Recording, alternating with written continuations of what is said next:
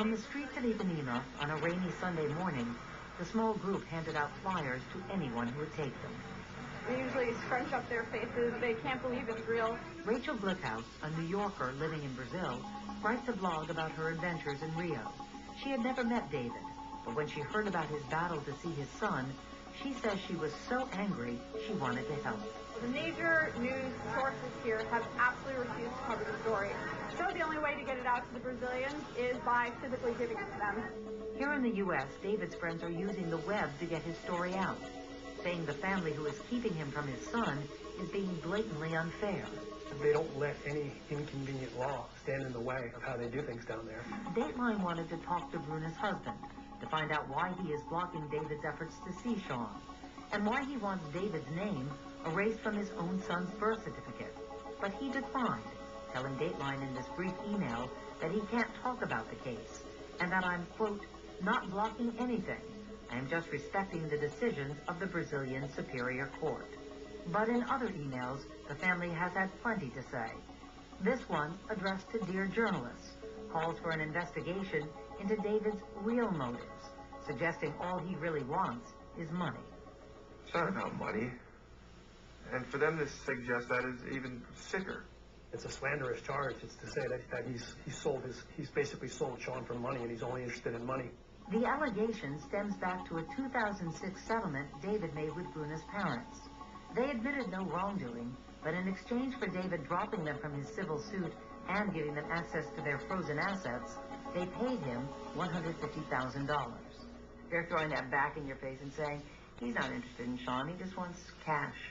Do you regret that you settled? Do you think that muddied it? Legally, absolutely not. I didn't want to settle in that day of the court, and I was advised by my attorney to do so. It enabled me to pay off some legal bills. What has it cost you, this search for your son? The last time we figured it out, it was somewhere around $350,000 or more.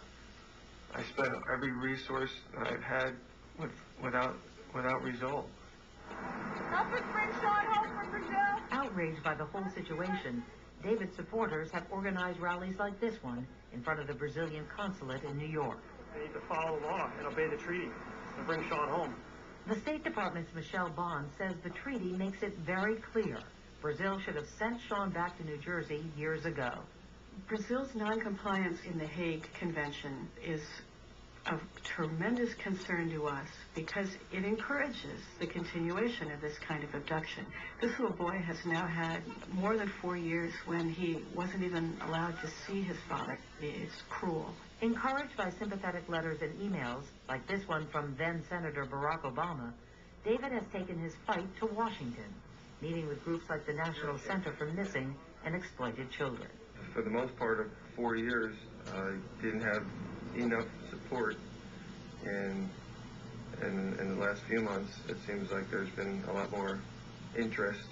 After 4 years, I would think you'd be pretty beaten down, but you seem determined. I won't ever quit on my son. Never. Never. How can you? How can you give up on your child? It's my legal, my moral, my God-given right to raise my son. Have you ever considered getting him back, not with the courts? Right. Kidnapping him. Would it be kidnapping? He's got a court order from America to have him home. Has it ever crossed your mind? It's crossed my mind. Obviously, I didn't act on it. Maybe I should have, but maybe it could have put him in harm's way. I don't want to ever harm my son. Does it ever cross your mind that you won't see your son again? I can't think that. No. No. This is so wrong. On every level, he's got to come home. How can any of this be possible? It's sick. Who can help me? Who can help? I just need help.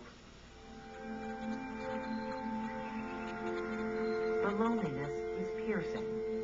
Now when David canoes on the river behind his Tom Sawyer house, Sean's vacant seat seems to glare at him. Such a painful reminder of a time when life had seemed like a blissful fairy tale. How much do you miss that little boy? I miss him every second of every day, and in my sleep.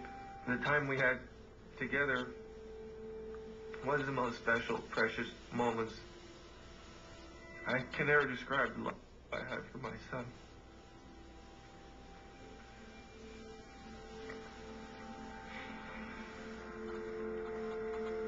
There are no words.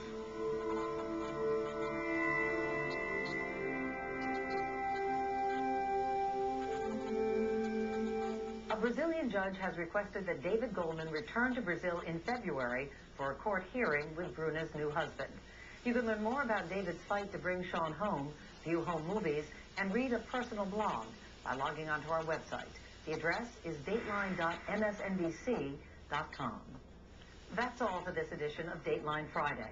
We're off on